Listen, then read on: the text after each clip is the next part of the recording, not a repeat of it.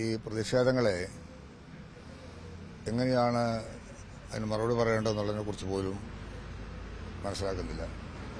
കാസർഗോഡ് മുതൽ തിരുവനന്തപുരം വരെ ജനങ്ങളുടെ ഒരു വികാരത്തെ മാനിക്കുന്നുണ്ടെങ്കിൽ ഇത്തരം പ്രതിഷേധങ്ങൾ ഒഴിവാക്കണമെന്നുള്ള മുഖ്യമന്ത്രിയുടെ ആവശ്യം, സഹകരിക്കണമെന്ന് ആവർത്തിച്ചിട്ടുള്ള ആവശ്യം ഈ നാടിന്റെ നന്മയെ ലക്ഷ്യം വെച്ചുകൊണ്ടാണ്.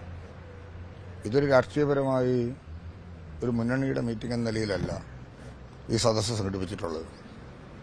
ഇത് നാടിന്റെ വിഷയങ്ങൾ ചർച്ച ചെയ്യപ്പെടാൻ ഒരു ഗവൺമെന്റ് ജനങ്ങളിലേക്ക് വരുമ്പോൾ പുലർത്തേണ്ട രീതികളും മാനദണ്ഡങ്ങളും അത് ശരിയല്ല. ജനങ്ങളുടെ അഭിലാഷം അനുസരിച്ച് പ്രവർത്തിക്കുന്നൊരു ഗവൺമെന്റ് ജനങ്ങളുടെ വികാരം മനസ്സിലാക്കാൻ, ഒപ്പം ഗവൺമെന്റ് ചെയ്ത കാര്യങ്ങൾ ജനങ്ങളോട് സംസാരിക്കുവാൻ താഴെത്തട്ടിലേക്ക് വരുന്നൊരു സംരംഭമായിട്ടാണ് നവകേരള സദസ്സിനെ കണ്ടിട്ടുള്ളത്. അതുകൊണ്ട് ഈ വികാര പ്രകടനം എന്നുള്ളതിനപ്പുറത്തോട്ട് ജനകീയമായിട്ടുള്ള ഒരു മുന്നേറ്റത്തെ തടയാൻ ഇതുകൊണ്ട് സാധ്യമാകും എന്ന് കരുതുന്നത് ശരിയാണെന്നൊരു അഭിപ്രായം ഇല്ല. തീർച്ചയായിട്ടും വീണ്ടും കാലങ്ങൾക്ക് ശേഷമാണെങ്കിൽ പോലും ഇതെല്ലാം പരിശോധിക്കപ്പെടേണ്ടതാണ്.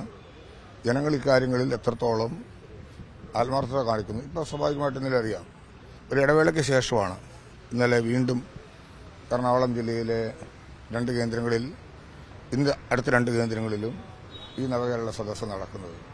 പക്ഷേ ആ ഒരു ഇടവേള വന്നിട്ടും പുതുതലസ്ഥരുമായിട്ട് പോലും അഭൂതപൂർവമായിട്ടുള്ള ആൾക്കാരാണ് ഇന്നലെ നവകേരള സദസ്സിൽ എത്തിച്ചേർന്നത്. അതുകൊണ്ട് നല്ല നിലയിൽ അതിന് ഒരു പോസിറ്റീവ് ഇമ്പാക്റ്റായി കണ്ടാൽ മതി. അതിനോട് ഒരു പ്രതിഷേധം സൂചിപ്പിക്കേണ്ടതായിട്ടുള്ള ഒന്നും ഉണ്ടെന്ന് എനിക്ക് തോന്നുന്നില്ല.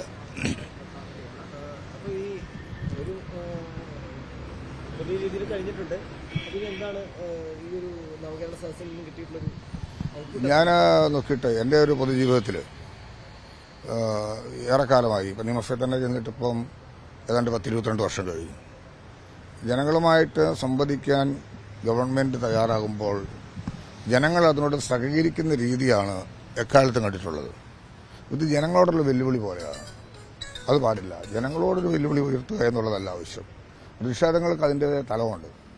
പ്രതിഷേധിക്കണം. പ്രതിപക്ഷം ഒരു തിരുത്തൽ ശക്തിയെ പ്രവർത്തിക്കണം. അതൊക്കെ ഭരണഘടന നമുക്ക് നൽകുന്ന, അല്ലെങ്കിൽ ആ ലക്ഷ്യബോധം പുലർത്തേണ്ടതൊക്കെ തന്നെയും അനിവാര്യമായിരിക്കാം. പക്ഷെ അതല്ലല്ലോ ഇവിടെ കാണുന്നത്.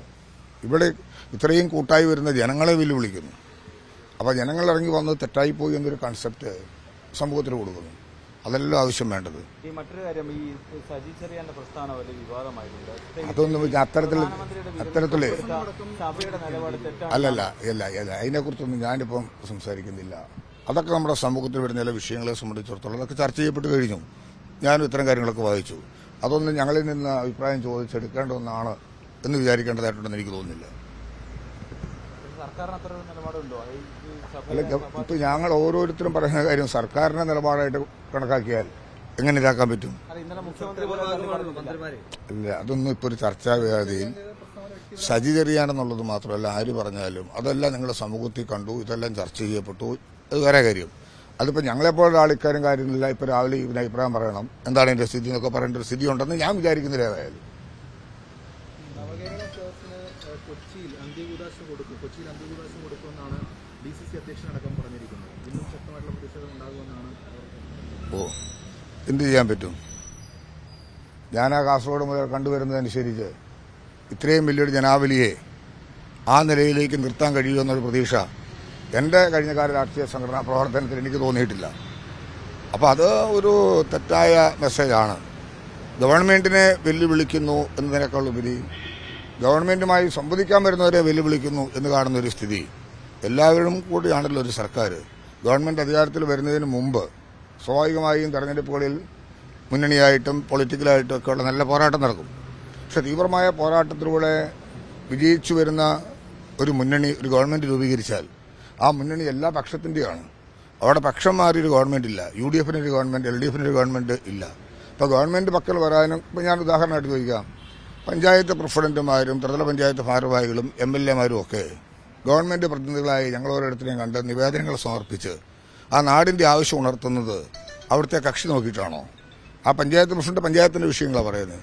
അത് ചിലപ്പം ഇതര മുന്നണിപ്പെട്ടവരാകാം.